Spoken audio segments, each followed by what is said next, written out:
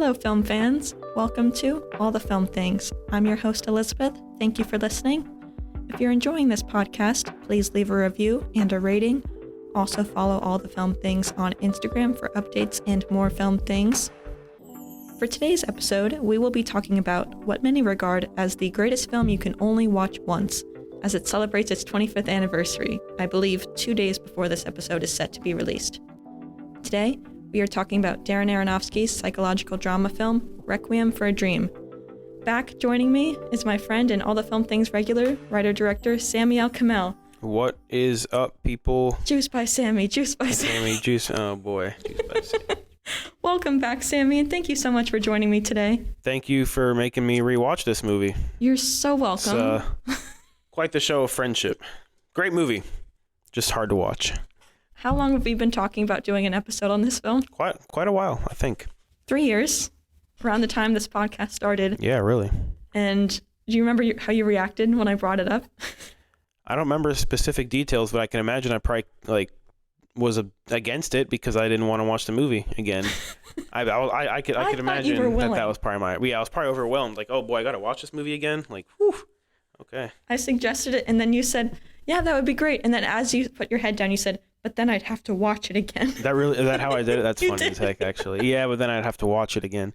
Yeah, I mean, I've seen this movie a couple times before this, and I mean, it is one of those films that's like just fantastic and so well executed in every single regard. I mean, it's one of those movies that's so dedicated to its own vision that despite the subject matter and despite the fate of all these characters, you can't help but still be attracted to the film as a whole. Like, you know, if this story, and I'm sure there's movies like this, I mean, but I've probably seen a few, maybe I just forgot, but these kinds of stories, these tragic, unforgiving, raw stories that just don't really have a happy ending, like, spoiler alert, by the way, for this movie, I guess, but I mean, I'm sure you guys have if seen you're this. Listening, you better have seen the film, because we're talking about it. We're diving deep into this, but I mean, This movie does not end well for any of these characters, and other movies of the same kind of story, I mean, don't do it as, I'll use the word, like, tastefully almost. Like, this movie's so well edited and arranged and directed, like, it's so dedicated to its vision that it is still such a sight to behold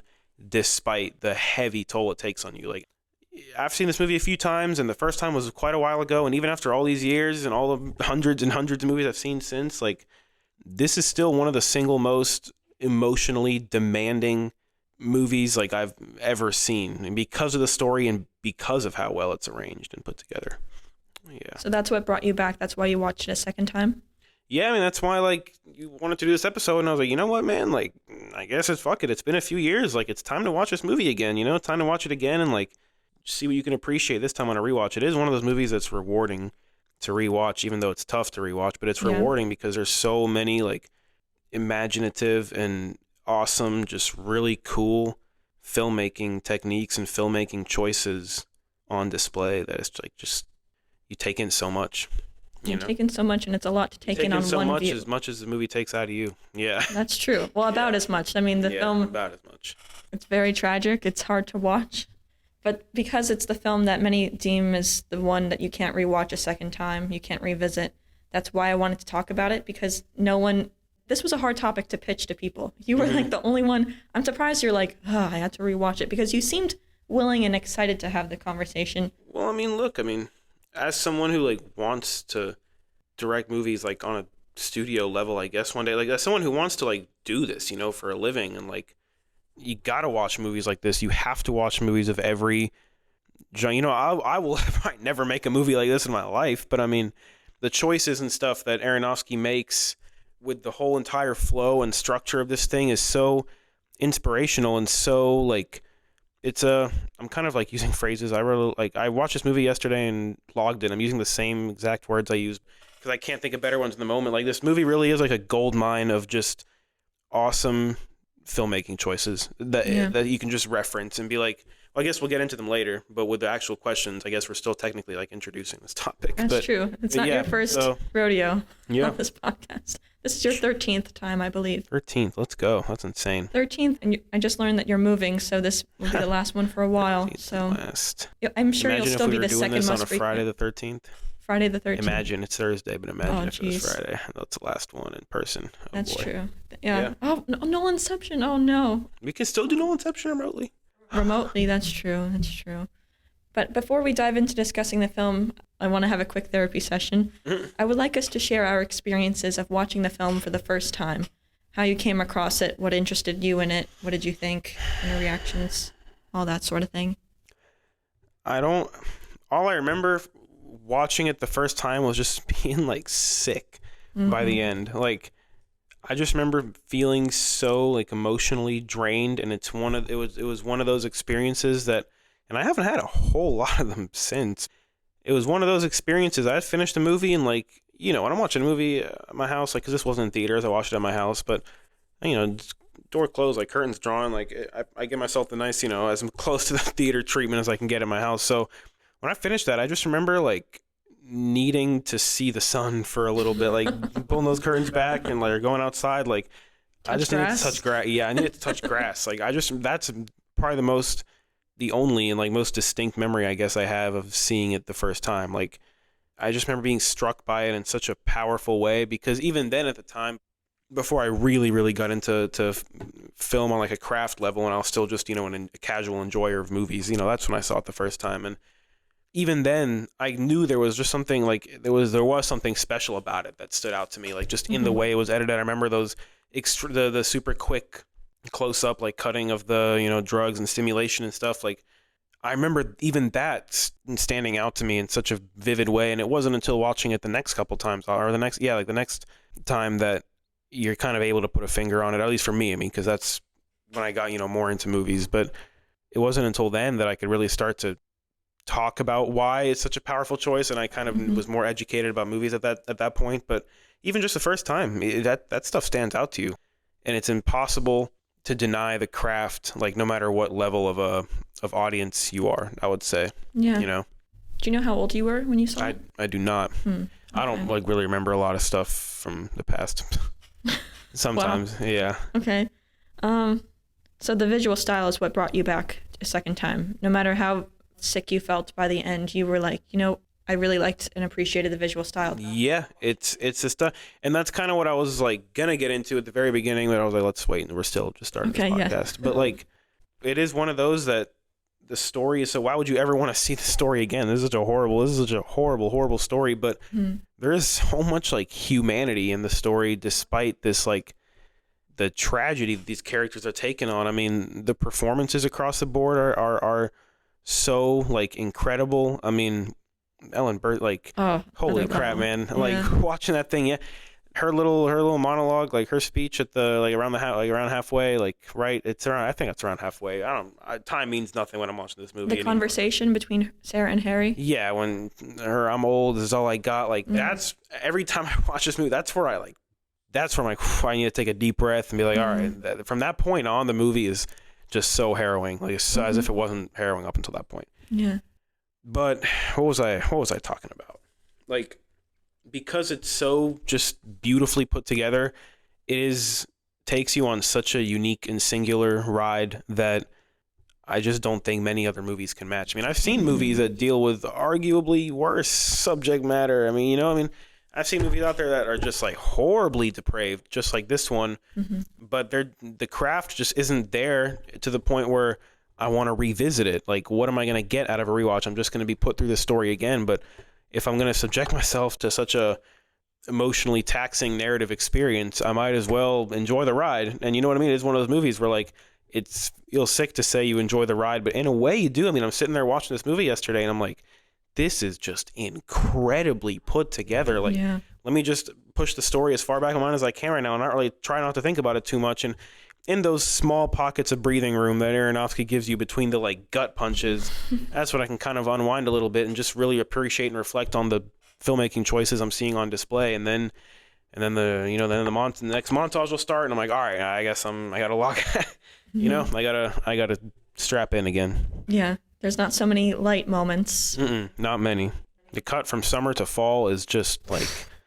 That's such a, you know, I mean, talk about another choice. Like, that edit is insane. Just boom, gun goes off, and then fall, and then blood right on. Like, goddamn. Yeah, so good. I like how he used, and we'll probably get into this, but how he used seasons as like the decline, summer, fall, and then winter. Yep. That's fantastic. Yeah. I watched this film when I was 18. It was leaving Netflix. I had seen Blade Runner 2049 not long before, and I saw, starring Jared Leto and Jennifer Connelly, and I was like, oh, I like them. I'll watch the film. I knew nothing. Oh boy, you did not know anything about that. I knew nothing. And you probably Sammy. saw that kind of like poster. I'm pointing at her DVD, which is just the official movie poster. Like you probably saw that poster, and it was probably like, oh, this looks kind of nice and hopeful and inspiring. And well, it's more like I liked the people in the film. Yeah. So that's what drew me in. And by the end of it, I can transport myself right now to that moment at the end when I finished watching it and turned it off. I just sat there on my bed for, I don't know how long, but a while, just staring at the wall. I felt violated. I felt so disturbed. I thought, I'm never watching this film again. I had never seen anything like it. Yeah. I've now seen it maybe 6 times. But what brought me back was, the visual style is kind of what I always thought about, because I knew it was the end that really was the hard part to watch, really. And ever since I've been able to rewatch it, it's not a film you want to start your day with. I made that mistake once. I actually watched it and ended my day with it last night, which it's not the best way to watch it either. But is it safe to say this is a masterpiece? It's one of the, I it's think so it is well safe done. to say that. I think it is. It's one of those, like, something I really learned and something that I will always appreciate some of my older professors for, like, instilling in me is this is the kind of movie that you can only truly, like, genuinely appreciate on every possible level. I don't want to say that sounds like just this movie you can only really, really, really enjoy if you surrender to or just get rid of the idea that movies are always supposed to be entertaining. I feel like personally, and that's a whole other discussion, but I feel like entertainment is a very overrated value of art in general. Like not every painting, not every song, not everything's made for you. Not everything's going to be entertaining. Like no one in their right mind would get enjoyment out of watching of strictly just the story of Requiem for a Dream. But when you can go into a movie with the understanding that you need to take in every single thing about it and not just the story you're seeing, then you appreciate it so much more. Because especially as if you're a writer, if you like to tell stories, if you're into storytelling in any way, like Requiem for a Dream is, like I said, such a goldmine, because everything done, every single choice that Aronofsky makes that informs the editing, that informs the way it's put together, every frame of this movie is in service of that vision. Mm-hmm. It is a bleak, tragic, harrowing, depraved vision of these characters who can't help but hold on to ridiculous these characters that really arguably didn't really do anything wrong. They really just wanted to be happy. They just wanted to be happy and just be loved and love each other. And what they all wanted, what all these characters, that's what breaks my heart about these characters the most. And that's what makes this movie so hard to get through, is because these are some of the most human addicts just ever put to film in every way. And even in the way that Burstyn's character is the only one that is honestly even open about her addiction when she taught, I'm old, this is all I have. She is old, and naturally she would be the only, she's at the end of her life, and she's the only one who would be honest about her addictions. And hearing her speech is just breaks my heart every time. So much of this movie breaks my heart because, like I said, and you can argue this, and I'll listen. I feel like these characters really make bad choices, of course, but do they make none of the choices they make in this movie are for the wrong reasons. They ultimately just want to be happy together and be loved together and enjoy each other's company and everything, and they just don't, because they just make bad decisions. But the whole reason I even said that in the first place is because everything about the way the movie is put together is in service of that vision. And when you see a director that's so dedicated to his vision, other filmmakers might be like, okay, well, let's make the story is bleak, so maybe step back in this way. No, just commit, jump the ship and commit to your vision. It's why I'm such a champion of original movies like Weapons is another one that had its original, recently came out, that had its original vision, and Kreger was like, yeah, this is kind of fucking crazy, but this is my vision, I'm going to jump right into it. And it's movies like that I respect and will bring myself to revisit. Requiem for a Dream, we had this, Elizabeth reached out to me and we scheduled this podcast. My first thought was like, all right, between now and the next week, I mean, set aside a day and I got to watch this movie. So did you wait till the last possible moment because of how tough of a watch it is? Yeah, kind of. And also because I did kind of want it fresher in my mind for the podcast. Yeah. But yeah, I really respect this movie. It's just beautifully haunting, and it really is a masterpiece, honestly.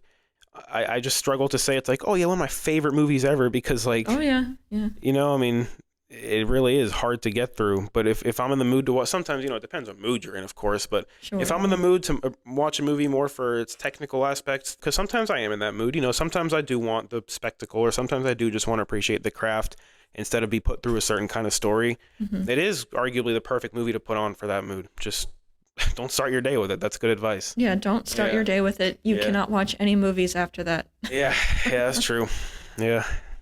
I like the point that you mentioned about how real these characters are, because it's so stylized and it's not really grounded in reality because of its stylistic vision, yet the characters themselves are so real, and it's heartbreaking to watch. I mean, I just did an episode on One Flew Over the Cuckoo's Nest, and there's a similar scene, a similar procedure, well, the same procedure is done, the ECT, later in the film, in both films, and just talking about how different those films are, but how similar they are at the same time. Well, I mean, it's very different. One's more about addiction, but it's still tragic. It ends in a tragedy. Both are psychological dramas. Mm-hmm. That one just has a little bit more of a comedic aspect. I don't know if there's anything funny about this. And yet, nothing like funny. But yet, even that, with the way that Requiem for a Dream ends, like it ends with it gives you this moment of finality for each. Well, maybe finality is the wrong word, but it just leaves you on one last image, right, of each character, of Jared Leto, Marlon Wayans, and of everyone's characters. Mm-hmm. But even with the way that they leave you with the characters like in reality, they are in the worst state of being they have been in the entire movie, and that's saying something, each of them. Mm-hmm. But yet, Aronofsky leaves them each with their respective dreams still like with them in a certain way. Like they still have these images in their mind, but it's just not recontextualized, but it's serving a different purpose for them. In the beginning of the movie, each character had their dreams, and they were like, I want to strive toward this. At the beginning, at the end, they had these dreams, and it's like, this is all I have left now. It's still the dream. Their dreams are all they have left. Mm-hmm. Burstyn's final images with her on the show, finally, with her son. You have Leto thinking about Marion. You have Marion thinking about freaking Jared Leto. You have Marlon Wayans thinking about his mom. It's that last image they leave you with, and it's still it's hard to find the words for it, but just the context in which their dreams are parallel, like are carried with them, or they're carried with their dreams at the end of the movie is so starkly like different than the beginning, and it's just such a powerful bookend between the two. Yeah. Well, I have something to say about the end of the film, between optimism and pessimism, and especially in relating to Jared Leto's character types. It's an interesting to dive into. But do you think this film is a horror film? No. No? No. I mean, I have my own opinions on genres anyway. Mm-hmm. But even by I guess if you want to call, even by the book standards, I don't really think this would be a horror movie. Darren Aronofsky regarded it as, I think he called it like an urban horror film, or an urban horror film. It's really scary, but not in the traditional sense. And how dreams turn into nightmares. Yeah, I mean, dreams turn into night. Yeah, true. Yeah. That's, I guess, the perfect. It makes sense he could say it the way I was trying to say it. But yeah, that's pretty much what I was trying to say earlier. The dreams into nightmares, yeah. So can I consider this one of the horror films I can watch? Hey, makes you feel bad. I mean, I think genres are so, anything can be anything. I mean, depending on your state of mind, you can call this a dark comedy if you're really that fucked up in the head. But I mean, I don't even know if Pedro Almodovar would go that far. I don't know. There's a lot of irony in this movie. It's just, I mean. Are you a particular fan of Darren Aronofsky's work, or of anyone starring in the film?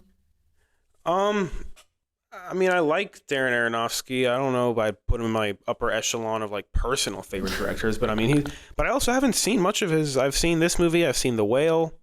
I've seen Black Swan recently. I think Black Swan is pretty awesome, but no, I mean, I wouldn't. I'm aware. Like I would, even off Requiem for a Dream alone, call him a great, amazing director. But just not my personal, I guess I would say. I have my own taste, of course, and I don't typically find that Aronofsky's work falls under that umbrella. But as far, I mean, I kind of like Marlon Wayans and Jared Leto. This is a pretty great performance for both of them because it's kind of against type. And I mean, it was still early in their career, so I guess. Marlon? For Jared Leto. Well, these days, I would say, looking back, I would say it's like. Well, we can get into that now. This, I think, is very fitting to his character type and what he promotes in both his music and his films. He's a dreamer. He's always pushing in pursuit of dreams. A lot of his music is about that. It's funny you mentioned echelon in your sentence earlier, and that's the fan base, I guess, for the group. Funny choice of words. Interesting. Maybe I'm one of them, and I just am not aware yet. Oh, well, I've tried to play some songs for you, but there's a few characters that are similar in the sense that they're striving for a dream. So like Paolo Gucci in House of Gucci is another. His portrayal of Adam Newman in We Crashed, both striving towards a dream. This is something he promotes. He always champions dreamers and following that dream, making your dreams a reality. So this character is especially interesting in terms of his character type because his character is optimistic throughout. We will get back to where we were. We can still achieve this dream. We can still turn the business around. We can make this business happen. You know, he's trying. And then at the end, when the nurse tells him Marion's going to come, he says, no, she's not coming. That's the first time he switches over to pessimism. Well, and even when he's saying we'll get back on track with this, I mean, I do find myself questioning, I mean, are you telling them or are you telling yourself? I mean, I think it's definitely, you know, and there's just interesting points at which I'm trying to figure, like, watching this movie yesterday, I was really, really, like, with these characters, and I'd find myself wondering, like, in certain moments, like, how strongly do you believe in this dream right now? Like, I'm sure it's not uniform throughout the entire movie. There's highs and lows, and, I mean, it's tragic, and I think about how much these fantasies and these ultimate dreams and hopes and ambitions are guiding, like, it's such a movie. It's just crazy that dreams can be such a great thing, but dreams can also just be this, and it could be dreams are innate. Fantasies are enablers. They can enable a good life or a bad life, and even these people who go down these dark paths and self-destruct and ruin themselves. I mean, it's what each of these characters end up doing and just ruining themselves. Even those actions can and often are guided by just hopeful ambitions, the same ones that you and I would, strive towards. Yeah. It's funny. I wish it just popped in my mind. I was thinking about Angelina Jolie has a tattoo that reads, "What nourishes me also destroys me." The duality of that is And I think that's very fitting to this film. How have subsequent viewings of Requiem for a Dream through the years changed your perspective on the film? For example, for me personally, yesterday, it's hitting me with each watch how sad of a film this is. Like the scene that you were talking about earlier with Sara and Harry talking, that is like gut-wrenching and it's heartbreaking, I think, increasingly so as I get older and watch it. Her story is such a... It's tough. Her story is the... Oh, it's hard to say worst. It's the toughest one for me. I know, right? It's the toughest one for me because, the people like Leto's character and his gang, you can go your whole life without really crossing paths with anyone like that, You can go your life without meeting people like that and having that personal connection in that regard. So you can watch the movie and be like, oh, this is horrible and nightmarish, but I don't personally relate to this. But, man, a lot more people can relate to their parents getting old. And it's like you watch this and obviously it's very dramatized, but the core principles of what guides Ellen Burstyn's like descent in that movie are almost universal among mothers, right? I mean, in a sense, not everyone succumbs to her fate. Of course. She's an empty nester. That's something everyone can relate to. Exactly. Well, most parents can relate to. And it's I watch that and in my head it's just like, wow, like in that particular scene with her conversation with her son when he comes to visit, it's the only scene in that movie that I can insert myself into that scene and replace his character and listen to myself have that conversation. And it's in a certain way. Still, I would probably take it down a notch or two, she's putting on a performance, but And, you know, I mean, I guess in a way I'm happy to say that's the only scene in this movie I can relate to. You know what I mean? I mean, but it is still stands out to me. I watched that scene and I was like, oh, like I can put myself there and really feel that. And it's, that's why her story is the most, is just the, I will say worst. You know what I mean? But you know how I mean. The worst of the four. Which means it's the best executed, right? So, I mean, it's just so good. And so universal in certain ways. The more I watch it, the visual style is what stood out. But again, how sad it was has been increasingly impactful with each watch.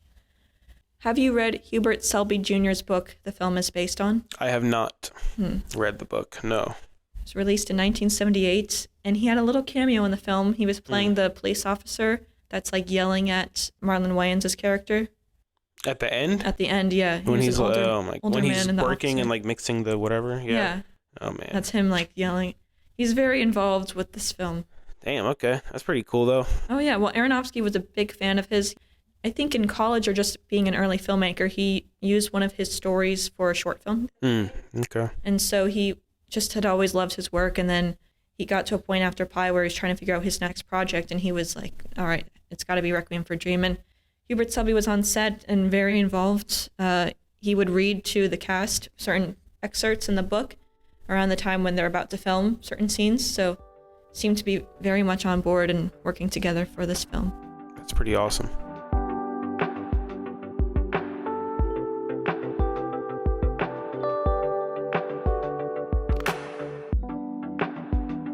Now, I would like to read the IMDb plot summary for the film. Okay. The drug-induced utopias of four Coney Island people are shattered when their addictions run deep. Very simply said. And the film stars, again, Ellen Burstyn, Jared Leto, Jennifer Connelly, and Marlon Wayans. Okay. So I think it's important to kind of dive into why they're feeding their addictions, why they have an addiction, what's their reasons for taking the drugs, and getting them to where they ended up in the film. But certain characters are easier to discuss in terms of their motivations for this. So Sara, as we've said, she's quite lonely. There's no one there to take care of her. She has no one to take care of. And she is so focused on her appearance and being on television. That's the dream. Her dream is to be on television. She sees herself, and whether it turns nightmarish or not, into this dream involving her son and this perfect story for her family. You know, her son's going to get married and all this. That's how the film ends.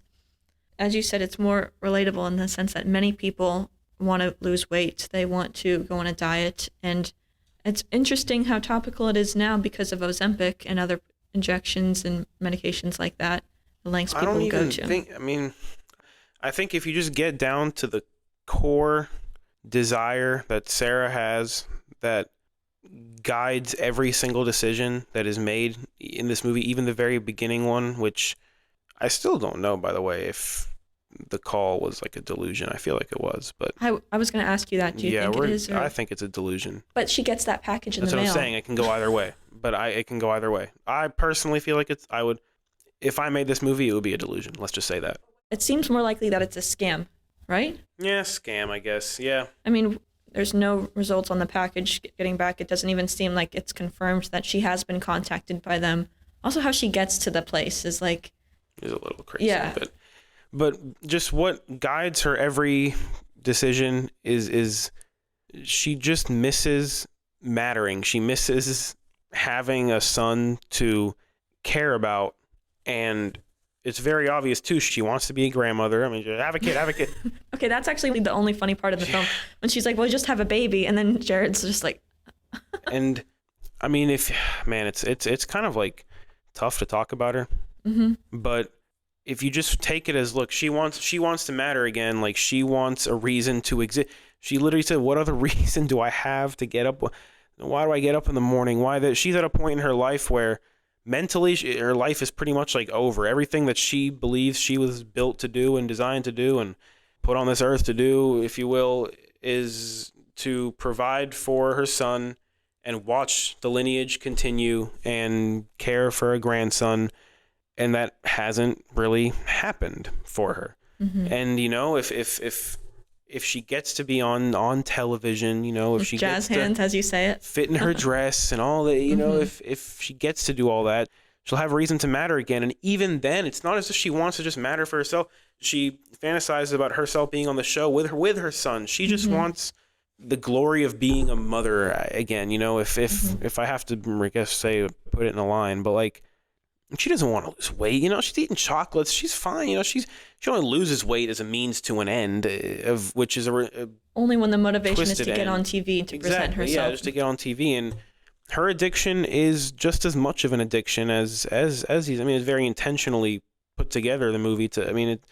Her addiction is arguably the most self-destructive. Maybe it's because of where she's at in her life already. I mean, now she's kind of erased any point of the future. I mean, I guess so did all these characters, sadly. That's an interesting thing to talk about later. But that's why I think she does what she does. She wants to matter again, even in that brief summer, arc where she was, if you want to say, at the height of her happiness, and it was when she was starting to lose weight before the addiction would start to come in, and she mattered. Even the way the camera is, these low angles, or hi, I'm sorry, these shots of her walking with her clique, to get the mail. She matters. She's friends with these neighbors again, and they all love her, and this and that. For a moment, she's somebody. She's up there. She's somebody. Exactly. That scene, that talk, when she explains why she does it, and how you were saying how she's lonely, and she says, "I'm somebody now. Soon millions will like her too, and will talk of Harry and her husband. It's a reason to wake up in the morning." Her dream is just to matter, right? And even, her getting on television is just a means to that end. And you can even go so far. I mean, her son, in a way, is the one robbing her of that dream to matter. I mean, if he went down a better road in life, sure, he'd have a wife, maybe have a kid, what she ultimately wants. So even the choice to have him be stealing her television over and over, if you want to say her television is an embodiment of her own dream to matter, like he is literally stealing that like dream from her over and over. And every second chance she wants to give him, she keeps wanting to give him a chance. She should cut him off, you know what I mean? But she holds on to him because he is all that she has left. I mean, even though time and example have shown her again that he is not going to give you that grandson, buddy. Just cut him off. But she should, right? But she can't, because that's the only hope of that fantasy left. But he keeps stealing her television. He keeps stealing the dream. He keeps stealing the fantasy. In him. But she believes in him. She believes in him, but she's optimistic, much like Harry is himself. But because she doesn't have a choice.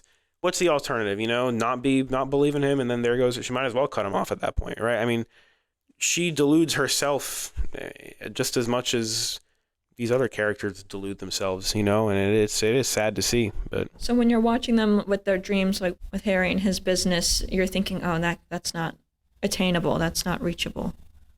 It's attainable, but every decision in the movie that these characters make is for noble, whatever, admirable reasons, but none of the decisions themselves are conducive to reaching that ambition. Not a single decision that any of these characters make in this movie is actually objectively a step in the right direction towards obtaining their fantasy.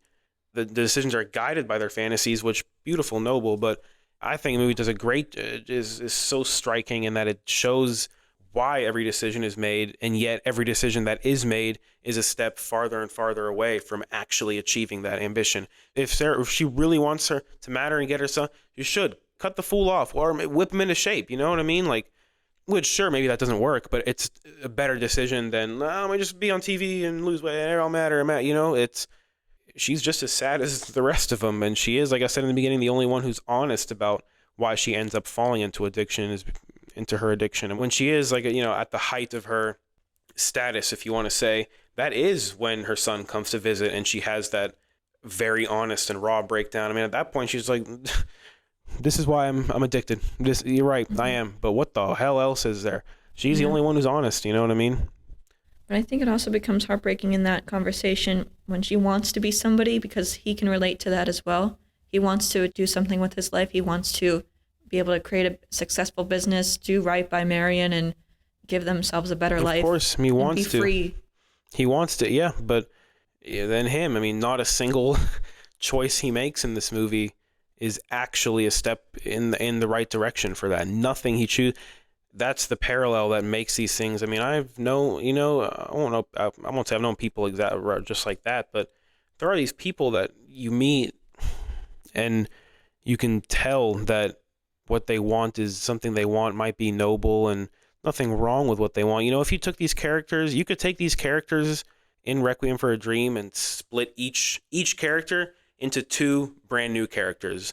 One based entirely around their fantasies and one based entirely around the actual decisions that they make. But they can still end up being the same character. I mean, like I've known people that want something and it's great, but they don't actually like take steps towards attaining that something. And it's like, well, what are you really doing then? I mean, of course, every son can claim to want to.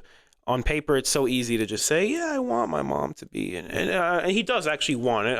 I do believe that Jared Leto's character like actually does want these things on a deep, profound level, but nothing he does is a step towards doing that, right? I mean, he does love his mom. He does, has an but interesting nothing relationship. that It's all complicated relationships. It's very complicated, and every character is like this. Even Marlon Wayans, man, like he's a character. He's probably one of the most interesting characters to me in the movie because I would say he's the least accessible one. You don't really get his.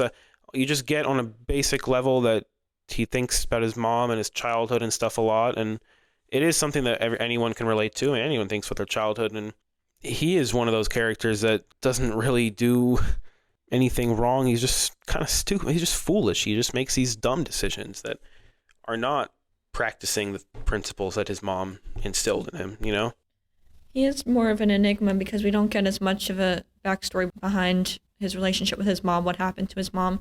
But there is a deleted scene where he reveals that his mom died when he was 8, and he recalls cuddling with her, and that feeling, it reminds him of being with his mom, that comforting feeling. So for a while, I couldn't quite understand his motivation and why he's feeding his addiction, why he's addicted. But that deleted scene just said everything. Yeah. You kind of take that away from the repeated visual of like, I watch this movie and I am like, his character, you get the least really specific details about him, but he represents more of a certain feeling, that kind of feeling of like that bygone, like childhood innocence era. Like his decisions are not innocent, right? I mean, but they're made out of some idealized fantasy about a simpler, more innocent time in his life. Yeah. Just when he starts thinking about his mom, his face just turns into like a vulnerable little kid. Yep. It's really sad to see, but it's really well done. It's very subtle. Really powerful, yeah. Yeah. Now, Harry, why he's addicted to drugs. Do you think he is trying to suppress his emotions or trying to... I mean, the film is ultimately, I think, about one of the things about escapism. Do you think he's trying to escape from his feelings? I mean, when he takes the drugs, it's to get his mind off something. After he has the talk with his mom, he's crying in the car. And then we see the quick montage and he's motionless, just looking out the window. And then he does the same when he's thinking about Marion and the creep, Arnold, the absolute creep. And he's thinking about it and it's in his mind. And so he takes it and then he kind of is able to go to sleep and relax. So why do you think he takes heroin? I guess, yeah, that's the drug. I just feel like for him, taking these drugs allows him in a twisted way to realize these fantasies that he has on a deeper, in a more meaningful way to him than he can in the real world. I mean, he takes these drugs and, back to what I'm saying about like fantasies, or anyone can have fantasies, and it's such a nice, ideal, innocent thing to think about your mom and Marion and this and that. And taking the drugs just allows him access to that plane of reality in which the fantasy is enough and you don't have to take action. Like, I feel like it's to escape life and live his own version of life. He's doing what these people in the underground cellar and Inception do. They just take the drug and go. The dream is their reality. And for him, his dream now has become his reality. Like anything he can actually do, make better business decisions. And in real life, I mean, he's a deadbeat. I mean, it's sad to say, but he's just a deadbeat character, aimless. What he wants is just abstract. Yes, you want to be happy with your family and you want to have the business of marrying this, but what does that actually what actually does that mean? I can say right now, Elizabeth, I want to be happy for the rest of my life. That's awesome, right? But what does that what does that mean? How? In what way? So like, yes, he wants these things, but he can't think beyond that because he is just an aimless character. You know, he wants abstract, vague things we can all relate to on a universal level, and so the drugs let him live in this world where that is enough. You know. I think. I mean, I don't do heroin, so I can't really answer that question. Yeah, it's a hard film to try and understand because that's not a drug that. Yeah, right. I haven't ever taken heroin. I'll go on the record and say I've never taken it. Never. So it's hard to understand some of what we're seeing, but we do get a good sense of what it feels like based on how stylized the film is, the visuals used in the film. But you say aimless, and I'm like, well, he did seem serious about the business and getting Marion business, something that they can do together. That's a drug-induced seriousness. I mean, okay, get this man clean for 24 hours. Give him no heroin for 24 hours. Would he be his immediate mode of thinking would be, I need to do some drugs right now or I'm going to freak out. It wouldn't be, how can I make a better business move? He lives in this world where he thinks he's sure, you know, he's serious with the business, but even I right now could just be like, I'm going to sell microphones for a living. I'm so dedicated to that, but like it's your passion. Yeah, exactly, my passion. But okay, what's the first step in that? You know what? He doesn't have a plan for anything. He just wants these things, which I want. Anyone want, you know, but you gotta do things to reach that goal. You know, the drugs help him escape from the action part and just get to this warped, twisted version of the reality part at the end, where the dreams are in fact obtained. The two instances where we see him in the bridge and, you know, those iconic red dress shots, like he's existing in this dream, in this fantasy of his, just him and his beautiful girlfriend and the waves and no one else. He's there, but he can't be heard. He's not actually there, you know, and the second time when you see him fall, if he falls, he just disappears. He is swallowed whole by this reality that he created for himself with these drugs that he cannot actually live in, because they're drug induced, and it's not actually real life. You know, those two scenes I think are key in understanding who he is as a character. I think, and that's why I say I don't mean aimless in a direct. Nothing I say about these characters in the entirety of this podcast, like I might be making judgments about them, but at the end of the day, I said this in the very beginning, I think these are some of the most human figures people ever put to film. So I sympathize with every single one of these characters, but I mean, you know, you got to judge them. We're talking about them, right? So that's where I stand. And I think those two scenes are key in accessing his mind. We do see some intrusive thoughts played out brilliantly. Some what? I'm sorry? Intrusive thoughts played out brilliantly. Several characters, with Marion especially. I really like Marion's. Well, Harry's too as well. Yeah. I mean, towards the beginning with the gun playing like a monkey in the middle. Playing with the cot. Yeah. But yeah, like he just wants to. He's silly. He's a little kid almost at heart. You know, he wants to toss this cop's gun around. Like really, you know. Yeah. But I mean, that's reflected in that intrusive thought, but also in Marion's first scene. Really, is them going around this apartment building, going to the roof, yanking some wires, and really, just having a good time. Just young shenanigans. But are they real? But okay, how old are these? Do we know how old these characters are? I was actually going to ask you that. I don't think so. I think it's the implication. Like I watched that scene you just talked about, and I feel like the implication is these guys are way too old to be doing this. Like I was thinking younger. Really? Okay. But no one in their 20s is going around abandoned building. I mean, do you want to hear something interesting? Yeah, no, yeah, sure, please. I learned some trivia.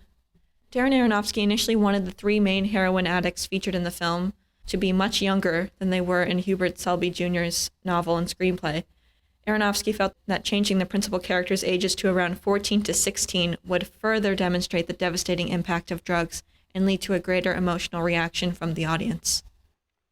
That is really interesting, and I feel like 14 to 16. He might be. He would have had to change some of. We wouldn't have gotten that ass to ass scene. Then I would say, I don't think we would have gotten that. But no, that's really interesting because in some ways, I feel like having them be older is more tragic because it shows that they had time to fix their lives. They're older. They had more time to fix their lives, and they still went down this route. So that's interesting because I feel like it could have been more. He might be right, but it'd probably be for like different opposing reasons in some ways. Like robbing the youth of their innocence and of their opportunity before they can even grow up to. It would have been more resonant for different reasons, but I like the fact that they're older, and I kind of read Jared Leto and Jennifer Connelly as older, especially in that first scene with them, because I'm like, you guys are in your 20s. What are you doing in this building? And I feel like that. So that's how I read it. So you think they're older 20s? Yes, I would say so. Well, the only thing that we know is that he graduated high school. Yeah. So we could also assume he got held back a little bit.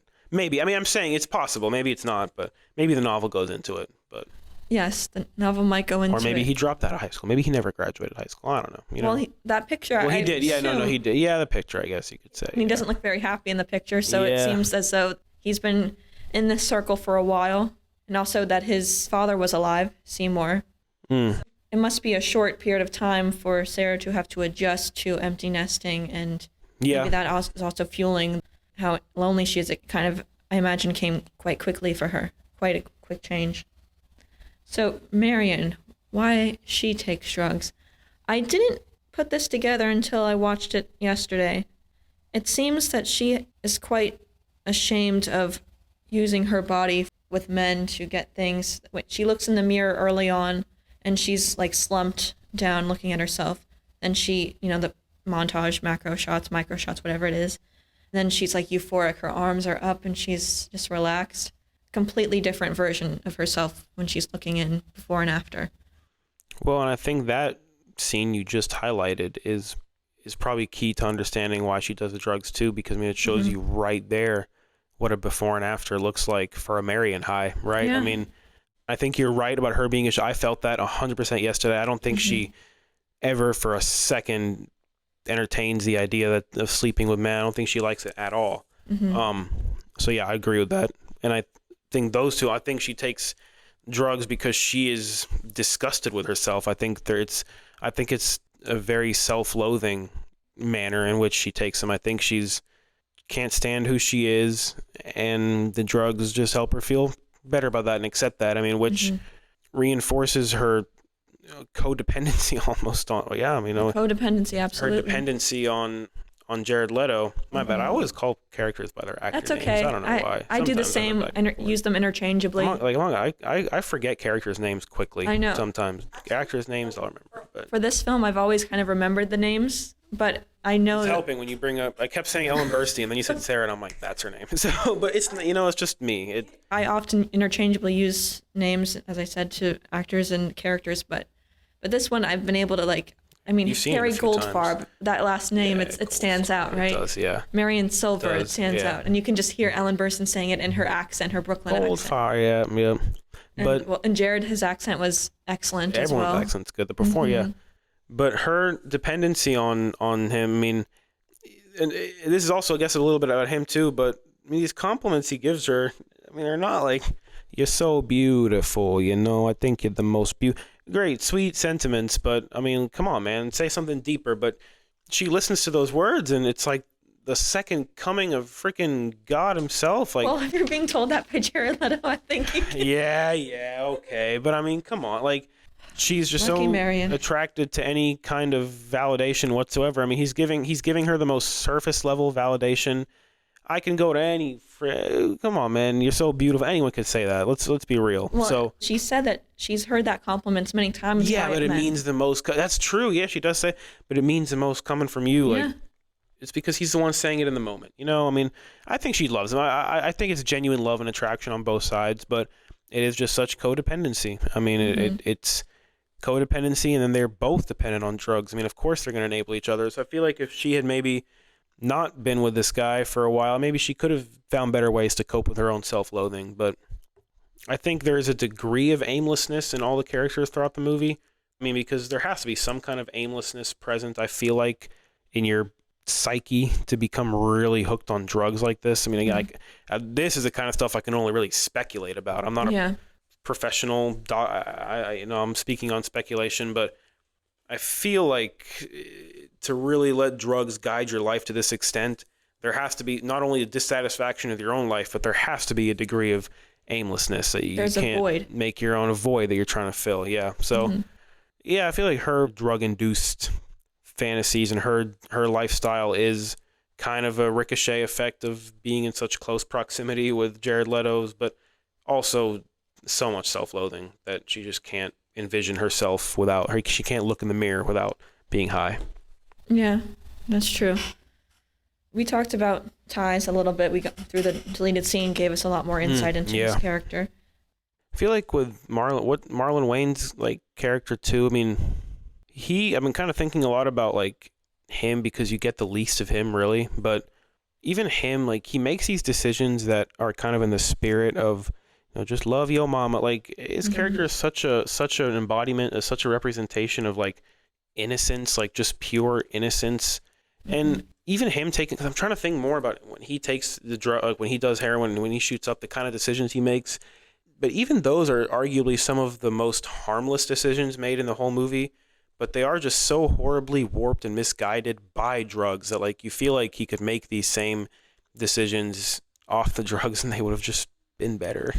You know, I don't know. You know what I mean? He grew up in the underground, it seemed, from the projects, his character said. So he's been around it more than certainly Marion and Harry too as well. He's the drugs just given this euphoria of like, I do love my mama. You know, him too. He gets to help him realize his own fantasies of like, you know, just innocence.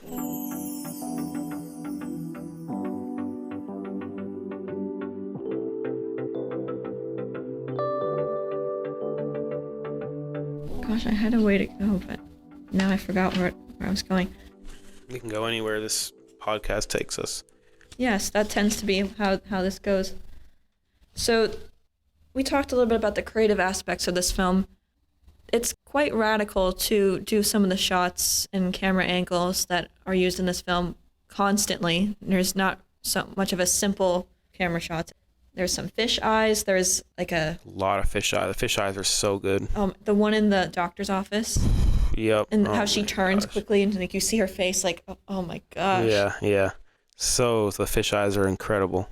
Which creative element or scene stands out to you as like, oh, this is fantastic. This is what really intrigues me the most? It's tough to single out a certain element, especially in a craft like this where all the elements kind of harmonize to create just one beautiful thing. But really, it's the camera movements here that stick out to me a lot. Camera movements in conjunction with these lens choices, but there's a couple scenes really actually close to each other that stick out to me again, also kind of surrounding Sarah's monologue.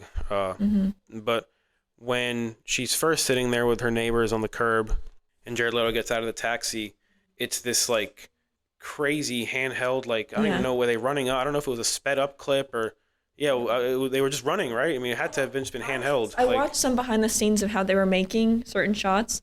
I didn't see the making of that shot. I saw the making of like the nightmare of what the TV show in her living room, which is so bizarre to watch. Yeah, that's just the conga line. Yeah, doing that. But some of these shots, I wish we saw how they were done. Actually, the intrusive thought. It is nice to speculate sometimes. What? But I mean, it is nice to speculate though sometimes. I mean, movie magic. Yeah, it is. Like, because I do watch that show, and it looks like it might be a bit of a speed ramp, but that choice to move, because the camera doesn't, correct me if I'm wrong, but there's a lot of repetition in certain styles in this movie, but I don't think we get that kind of shot again in the movie. Correct me if I'm wrong. I'm trying to think. But there's so many different creative hyper stylized, like push/zoom in, along with the effect too. It literally sounds like an analog zoom lens, like clicking it. It's such a mechanical feeling shot that sticks out to me a lot. When they're talking together and Jared Leto first hears her grinding her teeth because it's like something that only the 180-degree shot. Exactly, the 180. But what it means for the character too. I mean, he's realizing in that moment that, oh my God, my mom is on drugs. Like what? Like that's a 180 for him. You know, want uppers? That choice. Yeah, exactly. Like that's just insane. The way and the editing and that's crazy too. But yeah, I mean, also how long it took for that shot to completely reverse. Yeah, because you kind of wonder what it is. At first, you're like, what's wrong? Is he fantasizing about like what's the matter? But then the close up of the teeth chattering and then the 180 slow moving and tables have turned. Yeah, you know, in a sense, yeah. But actually, speaking of that, this is more of a radical thought. But what if the tables were turned and Sara found out about Harry's drug addiction? Would they be having nearly the exact same conversation? I would say so still in a way, because I still don't think she would. I mean, she has to know he's addicted to drugs. Do you? Do we Man, know that? From the beginning alone, I feel like she has to know. But she just doesn't want to confront it because she doesn't want to have that. You don't think so? Well, no, it's more like I'm listening to what you're saying and I'm reacting, but she does ask him, what kind of industry are you in? And he's, I'm a distributor for a company. How do you know more about drugs than the doctors? Believe me, Ma, I know. I just feel like, I'm just talking about my own life and things that I've experienced firsthand and secondhand, I guess, but I feel like she really could just be in a state of denial to where she doesn't, to confront the truth that her son is on drugs means that she would have to take action, right? And she would have to cut him off. She would have to have a discussion with him. So I feel like if she just lives and she knows it, but if she just doesn't think about it, just lives in denial of it and doesn't hear it spoken out loud, then, oh, hey, okay, it's okay. I don't know anything. It's fine. So he doesn't want to lose. I mean, I don't know. I don't think she knows it's as bad as it is. I'll say that. She probably doesn't think it's like that.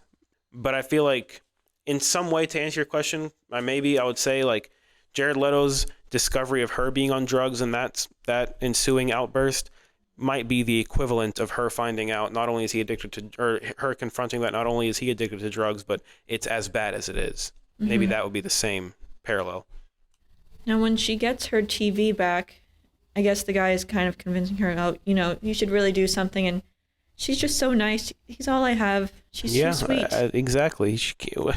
That's part of why it's so devastating to see what happens to her. He's too sweet, yeah. Too sweet. The scene that we were talking about when he's saying that you're the most beautiful girl I've ever seen, there's split screens. There's several different split screens. The editing choices are so well, yeah. And it's very well done. I've seen how in another film, Original Sin, they tried to do something similar and it just didn't work. But for some reason it works for this film. I wonder why none of these creative choices feel out of place or unjustified by the story. They're all in service of that vision. Yeah. This definitely was one of the toughest ones to take notes on and find questions for. But we were talking about the visualization of Marion on the pier, Coney Island. That's not an intrusive thought. That's more of just like a fantasy. Dream, or just a high dream, high fantasy, high thought.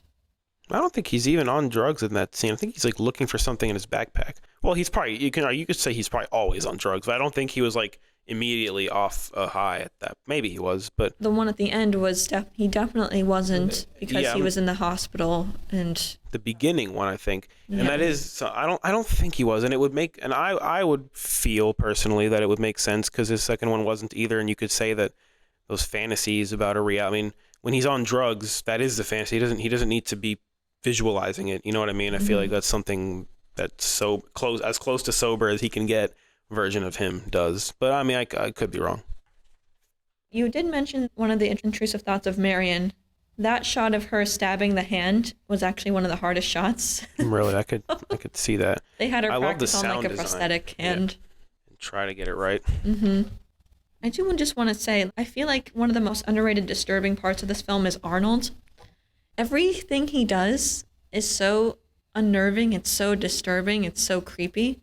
The way he just chews with his mouth open. He's talking while chewing. The way he touches her hand. The way he goes after her in bed, that one shot. It's just so... The lens choice in that shot, too, is crazy. And the framing is just... It's like one take, right? And she's just there in the frame. Getting ready. And then, can you turn the lights down? Why? You never wanted them down before.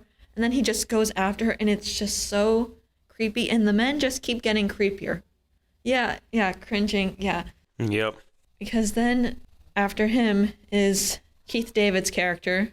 What perfect casting. I mean, that is probably some of the best casting in that entire movie, honestly. Really? For him, I mean, he represents, if you want to call it, the final manifestation of her nightmare. Like, that is the final boss. I mean, look at it in like a video game. That's the final boss right there. And that is a deathly figure. Those teeth, the laugh, God, no, that's perfect honestly, that's perfect casting. Like, really, that's all I really got to say about that. I think he's been in so many films. But... He was in The Thing, man. Oh right, yeah, The Thing. Childs.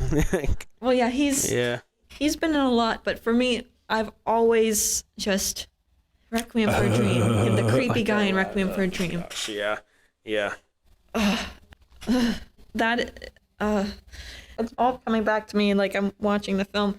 Oh gosh. And then they multiply by the end with the ass to ass. Now with rewatches, are you able to rewatch that scene, or do your eyes just tend to drift away? No, I can't. That's cheating. I don't look away. No, really? You have to. I mean, you're watching the movie. Yeah, no, that's cheating. I can drift a little bit. Well, that's cheating. I mean, I can't. Don't get me wrong. I'm looking at this. I mean, you're not. I guess it's a podcast, but I'm looking at the screen with like I'm just like, I'm just like making faces to process the feelings. But no, you gotta watch. I mean, you don't get the effect of it. So. I watched it yesterday, but again, sometimes I'll just look another way. It's hard to watch. I think it's more impactful for women, that scene. Yeah, no, I'm sure. Yeah, I guess I can't speak from that. Right. Now, there's 2 different versions of the film. We both have our DVDs.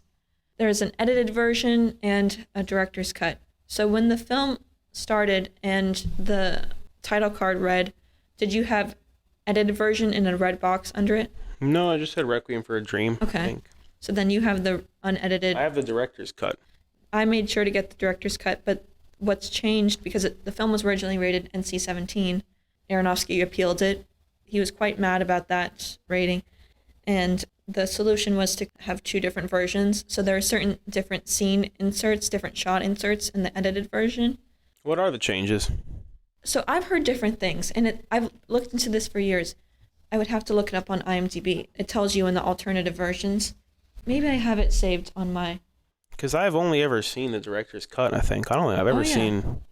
I don't think I've ever seen either. that. I'm really curious to... Mm-hmm. This kind of stuff always intrigues me when there's 2 different versions of the film that make it into the masses, like Alien 3, the Fincher cut, or as closest to the Fincher cut as you can really get with Alien 3. Well, I mean, think about Apocalypse Now with how many cuts there. Freaking cut, Blade Runner, Oh yeah. Let's see. I can try and find the alternative versions. I should have screenshotted it. I don't know why I didn't. All good. But I just remember looking at this years ago, why is there a difference? Because, sometimes when a film plays on TV, it's edited if you're watching cable. So I was just I want to see the real thing. I don't want anything else. Okay. So I'm reading again from IMDb. The film was originally given the Kiss of Death rating of NC-17 by the MPAA. Rather than deal with this, it was decided to release it unrated in theaters and with 2 cuts for home cinemas, one labeled director's cut and the other R-rated one labeled edited version. As stated in another notion for alternate versions, the latter used alternate angles and footage to replace some of the more explicit sex scenes. In terms of runtime, there is an additional 6 minutes to the director's cut. Okay. I thought it was seconds difference. I read something differently. I mean, I bet that final scene, the final, Marion scene was edited a lot. That's probably where a bulk of the editing took place. I think that's the only bit of editing that Well, it can't be 6 minutes of difference in that scene.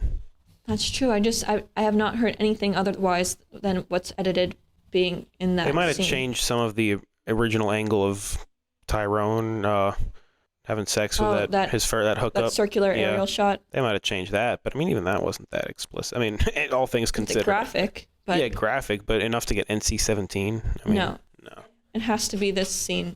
There's... Yeah, but then what else? I mean, but 6 minutes? It has to be... I don't know. I mean, we can't claim to know, I guess. Maybe there's 6 minutes elsewhere also. Maybe it's... Most of the edits probably took place there. It had to be. Yeah. No, I think I've only ever heard of it ever being in that part of the film, that scene.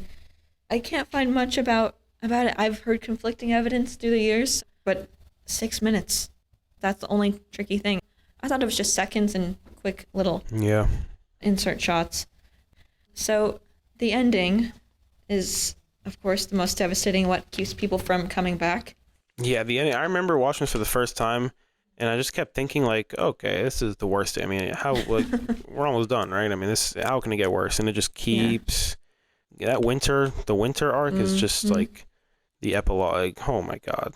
I hate the winter arc so much. The winter arc, that's when it goes from sunny and everything's happy. Just the consequences. You have summer, the rise, fall, the fall, and then winter is just the consequences of everything. Yep.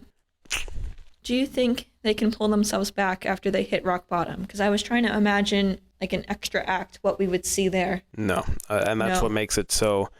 That's what hits the gut. You know, some movies you're gonna at least be like, maybe they can, but I really think, unfortunately, given what we've been given about the characters throughout the movie, the only one that would have any hope, I think, is Marion. But I don't. It's tough at this point because I think they even made a remark about Jared Leto saying he's not even going to last through the week or something like that. Yeah. So I think, well, he's was that before getting his arm? Maybe with Matt. I mean, I guess that's open-ended, but yeah. Maybe he could. I mean, it would take some. I don't think he's in an environment that would provide him with the therapeutic means to recover like that. I really think unfortunately, it's over for. You got Marlon Wayans stuck in a racist-ass prison. I mean, he's not going to be. He's not. You don't think he's getting over? Out? It's over for Sara. Like, it's over. That's the one that sucks the most. It's over. I'm curious about with her character. Is she now committed to a mental institution? Yeah. Okay, that's what I was thinking. Because she just is unresponsive to the meds. Yeah, but to her meds and keeps. So she has to get that shock therapy. The way that they made her sign the paperwork is just so slimy and illegal. If you could just sign this and we'll get on with it. Yep. But who's going to do anything about it? I mean. But also for that ECT to be the next step, like the only thing they do next, really? Come on. Yeah, I'm sure there was better stuff they could do, but I mean, someone like her, they're not going to care about. She's old, doesn't matter. I mean, they don't care enough about her. Old. The two doctors, nurses, they're just having a conversation in front of her as if she's not even there. Yep. Also, before the last act, when she is getting the pills, them being prescribed, the doctor doesn't even look at her. That was the exact direction that he was told. I guess the actor was like, this is the worst direction ever because it's just devastating. It's brutal how they're prescribing these pills that are going to lead to this disillusion of reality. Like, yeah, but it's so effective. But I mean, because the doctor scenes are so striking because he is so dismissive of her, even as she's trying to not worry, take this, whatever, don't worry. Like, and they're even assembled and such. He like disappears into this like. The doctor scenes really seem like this night fever dream almost, or this nightmare. Yeah. The first time he comes in, immediately, you're overweight. You want to get rid of 50 pounds? He can get rid of that right for you. Not even looking at her, just looking at his clipboard, he leaves. And then later, the shot we were talking about, the fisheye, where she's more in the foreground and he's in the background, she's slowed down and he's sped up, talking with the high pitch. Yeah. How do they do that? Also with Marlon Wayans in the prison, like he's moving in real time and the people behind him are moving a lot faster. Yeah, that was some pretty cool like compositing. I remember that I was watching those scenes and I was like, wow, that is well done. Yeah. I like the moving of the frame when they're in the jail, like yep. my arm, and then Tyrone so many against choices. The bars. Yep. Oh gosh. But I also love the famous and iconic shot of them laying on the ground and then the aerial circular above them. Yeah. Iconic. Yeah. I love that. This one? Yeah, the one that's on the cover of your steelbook. That's right. So Marion and Harry you think they're done? Yeah. I think everyone's done, sadly. Everyone's done. Yeah. I mean, it's sad. And that's what makes it such a gut punch of a movie. I mean, because I don't think they can ever, they're just going to live with their fantasies until they die. That's sad. I guess I just want to. I know I criticize 80s movies for having a happy ending, and I don't wish this film had a happy ending. I'm happy that it was justified by the story and didn't tie it up in a bow like we were taught with Pillow Talk, you know? Pillow Talk. Yeah. But I can't help but wish that there was, I think if we were going to be left with any of these characters having an opportunity, I mean, there would then be the discussion of wouldn't they just repeat the cycle given what we've known about them? So it is a more bold and confident storytelling decision to just say, nope, these guys are fucked. This is it. This is the consequences. I mean, this is where their lives end up now. This is what happens. Yeah, so Tyrone's stuck in jail, probably. Harry can't bail him out that time. We don't even know where they are. You know, they're on the road. They haven't hit Florida yet. They were like halfway to Florida, kind of. 600 miles. Even they said, well, we'll get there in a day. That's a long day. That's kind of impossible to do in a day. I guess I kind of wonder, after all this, Sara and Harry reuniting and what that I don't think it's possible. You don't think it's possible? I don't think Sarah's getting out of that place. Like, she's committed there? I think so. There? Yeah, like she's a mental institution. Like, that's just where she is now. That's so sad. There's nobody to bail her out. There's nobody to take care. I mean, yeah, it sucks. I mean, I know it sounds like I'm just saying it, so bluntly, but I mean, it is tough still. Sense. I mean, I feel for these characters, man. But that's where they are. All of them have said how tough of a role, tough of a film this was to work on. The only person nominated for an Oscar, though, was Ellen Burstyn. She was up for Best Actress. People suggested she would have a better chance in Best Supporting Actress. I think it was Erin Brockovich, Julia Roberts, that won for leading actress. I mean, I think if only one actor was going to get nominated out of that movie, yeah, it should have been her. I think Jared should have been nominated. No, I mean, ideally, yeah, but if only one was going to get the nomination, I think it'd be her. But that was the only nomination the film got. No Best Picture nomination, no cinematography. It's not accessible enough. It was. I don't think it was ever going to get a Best Picture nomination. It's just too it's just really too bleak to get that mainstream recognition. I mean, it should have gotten editing. I really think despite that editing. The editing is off the charts. The sound design is off the chart. The score, best score. Oh, we haven't talked about the score, Sammy. Yeah, the score. Well, because the score is, there's a lot of repetition in the score, and it's effective, and it's awesome. Yeah, but it should have gotten sound design. It should have gotten editing if it was going to get more, more of the technical awards, but I do believe that Jared should have been nominated for Best Supporting Actor here, or I guess lead. Would he be lead? It's an ensemble. I mean, they all honestly have equal amounts of screen. That's another thing. The movie is structured pretty well, where each of these guys does get their fair share of screen time. Yeah, that's the only nomination this film got, which is wild considering how massive and how well I don't know if how well it's held up is the best way to describe it, but it's still being talked about. It feels like it could have come out today. It really does. I mean, in many ways, it feels like if it was shot with, one of these nice flashy digital modern cameras, it could have come out today. But saying that it was so bleak that to not get a Best Picture nomination, was The Whale nominated for Best Picture? No way. I don't think so. Okay. Maybe. I don't think Best Picture. I don't think so. Okay. I think Brendan Fraser won Best Actor, of course. Yeah. And The Whale is not as bleak as Requiem for a Dream. No. Which is a harder watch for you? Requiem for a Dream. I've only seen The Whale once. So when Mother came out, everyone was saying, oh, this has dethroned Requiem for a Dream as being the hardest film to watch of Aronofsky's filmography. I haven't seen Mother. You haven't seen? Oh, no. Interesting. I'm want surprised. To, though. And I want to watch Caught Stealing that just came out, too. Oh, yeah. Yeah. Yeah. That seems to be doing well. And I remember seeing headlines that Jared was going to make another film with Aronofsky. Nice. Something having to do with ghosts. I want to watch Noah, too. Noah seems like such a weird, interesting Jennifer movie. Connelly with... Really? She's in there? Huh. Yeah. Okay. Their reunion. Russell Crowe, Emma Watson.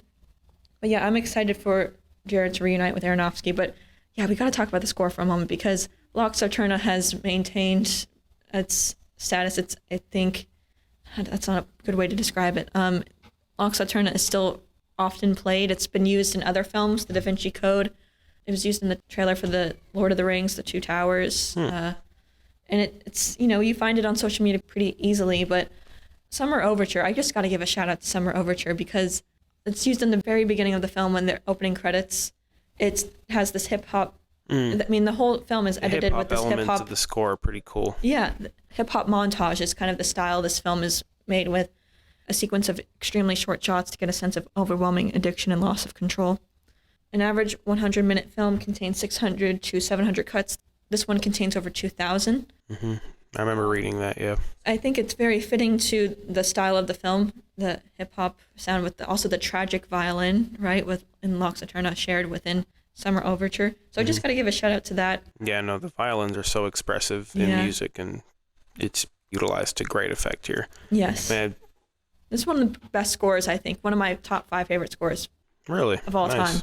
You love scores, so this must be high up there for you. Yeah, no, this is an awesome score. I mean, I don't know if I put it in my personal top 5, but no, I mean, it's incredible, I think. I mean, the violins kind of speak for themselves. I mean, it's hard for me. It's kind of a score that's tough for me to talk about because it's just so singular, and it's one of those things that's made to fit the vision of the movie, and it really just kind of speaks for itself. I mean, the moments the music plays in this movie, I mean, you hear Lux Aeterna come in, and it's like, oh, here comes the montage. Here, let me strap in emotionally. It's a score that really, really speaks for itself, and the utilizing, because like you said, it's a popular piece of music, and utilizing that. I mean, if you're going to take a popular piece of music like that and make it such a prominent force in your film, I mean, you better have a good reason to. I mean, that's not your music, right? So, what do you bring into the table here? And it's perfectly utilized, I think. I mean, it's akin to freaking Villeneuve using On the Nature of Daylight in Arrival. That's another popular piece of music, and that feels so part of Arrival's identity, and just like Lux Eterna feels that way to this movie. Yeah.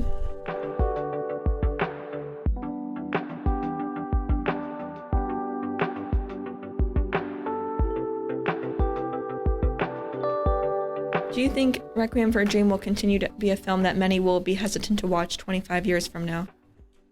Yeah, I mean, you're always going to have this element of, I mean, at the end of the day, like, most audiences are casual audiences, right? And I mean, a casual audience will read the synopsis for this film and be like, I don't want to see this. But I mean, it's just going to depend what kind of audience is approaching it. There's people that are casual, die hard, in the middle. I feel like everyone should watch this movie once. I mean, really, I mean, if anything, just as a don't do drugs PSA. Yeah, well, that's actually part of the impact of this film. Yeah. Aronofsky has said that many have come up to him saying that this film saved their lives, that it kept them off drugs. It's one of the best anti-drug films. Ever. Ever? Yeah. I mean, this is the the Full Metal Jacket as the anti-war film. This is the anti-freaking drug film. I mean, yeah. So if someone was thinking of watching the film, what would you say to encourage them or prepare for it? Kind of what I said at the beginning. Get rid of the idea that you need to be entertained by this thing. Just appreciate the craft. This movie is not going to entertain you unless you're sick in the head. But it will floor you with its craft. That's the word of advice I would give. You're not going to enjoy this in the way you enjoy the last Marvel movie. You know, you're not going to enjoy this in the same way. It's not a popcorn movie. Yeah, exactly. Don't eat anything watching this freaking movie. Yeah, don't eat anything. Don't start your day with it. Don't end your day with it. You have to perfectly time it during the day. And you have to just be in that mood to be able to sit through it and watch it. But you can't help but admire what it accomplishes. It's one of the most well-crafted movies I've seen in my life. Yeah. Honestly, in my life. Like, I struggle to immediately think of a better. I mean, give me a time I could, but like, it's so striking in the way it's put together. Thank you so much for joining me today, Sammy, for this long-awaited conversation that I've thoroughly enjoyed, and I've been so excited for this episode. 3 years in the making, we've been talking about this. And thank you for putting yourself through another rewatch. I know it's not easy, but I appreciate it. It was a blessing.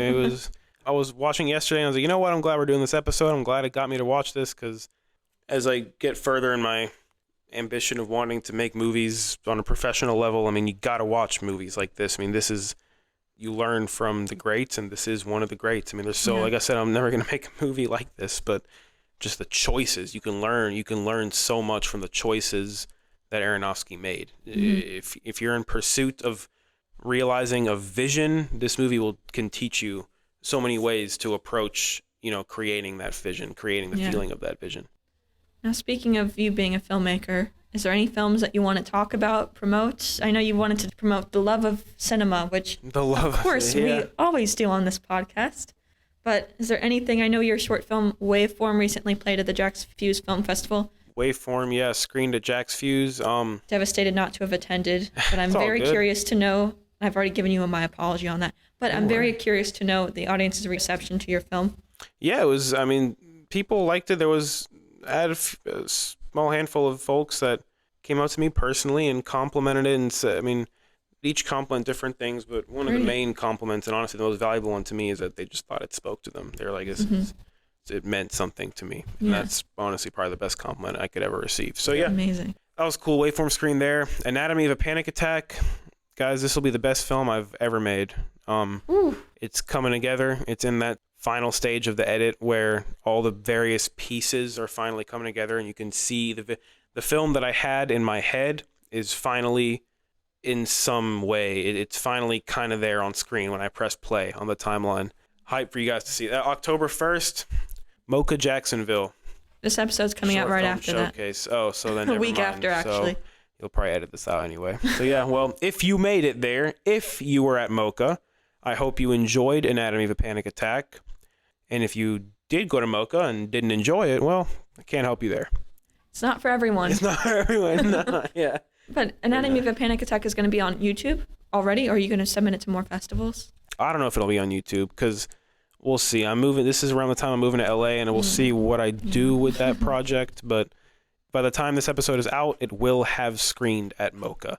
So a little exclusive screening, I guess. That's the premiere? That's the premiere, Wow. yeah. So We're about done with the score. The score is incredible. I'm working with my amazing friend, Chris Hieronymus, who did the score for Waveform, who I'm so grateful to have met this dude. He's the freaking music that comes out of his goddamn fingertips is amazing, and it's awesome to work with him on Anatomy Panic Attack. We're having a lot of fun with it, and yeah, it's almost done. We got to do the color grade, tweak a couple little audio cleanups here and there, but yeah, the film that I had in my head when I first envisioned this is finally coming to fruition. So that's amazing. I can't wait to see it. Hell yeah.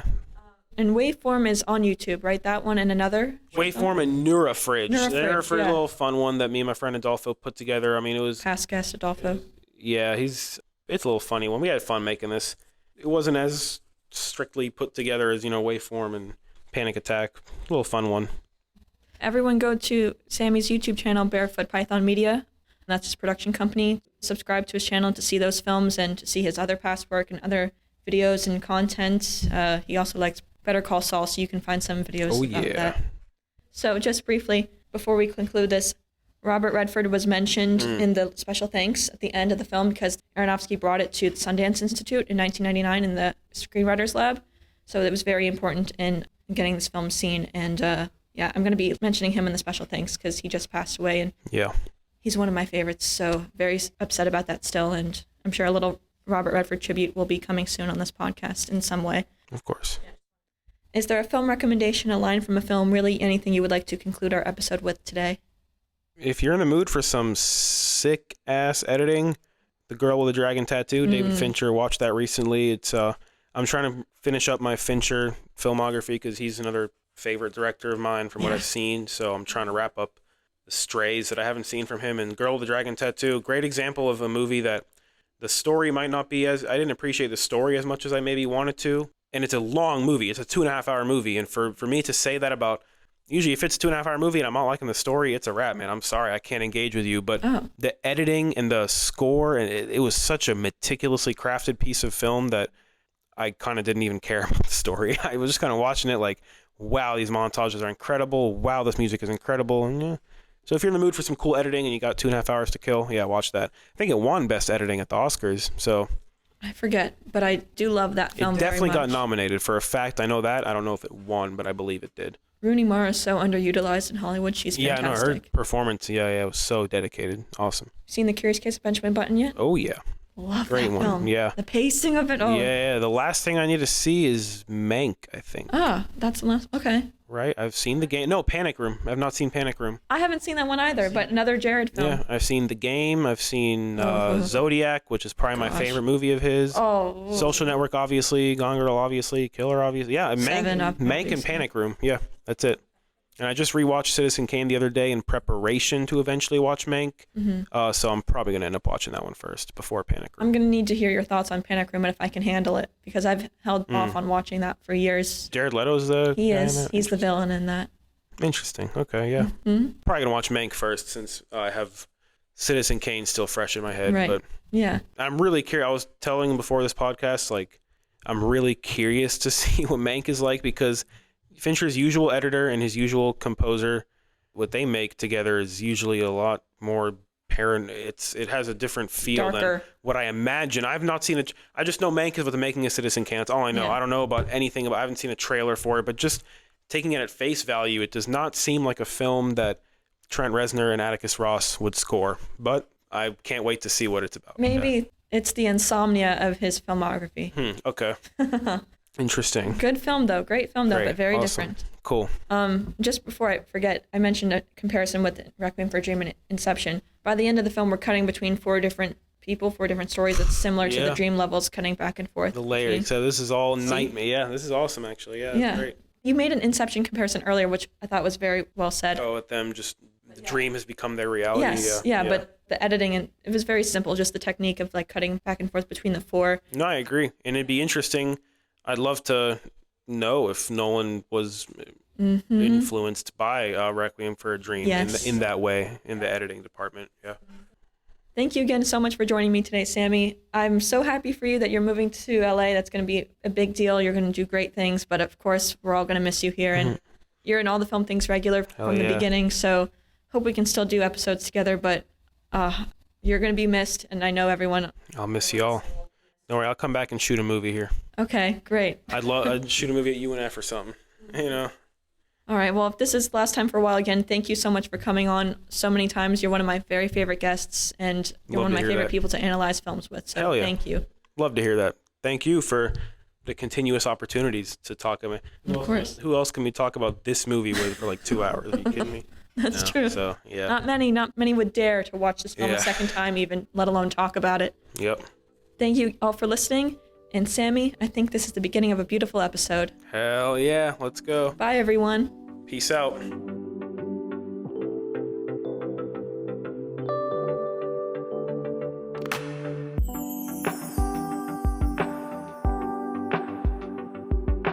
Special thanks to Samy El Kamel and Robert Redford.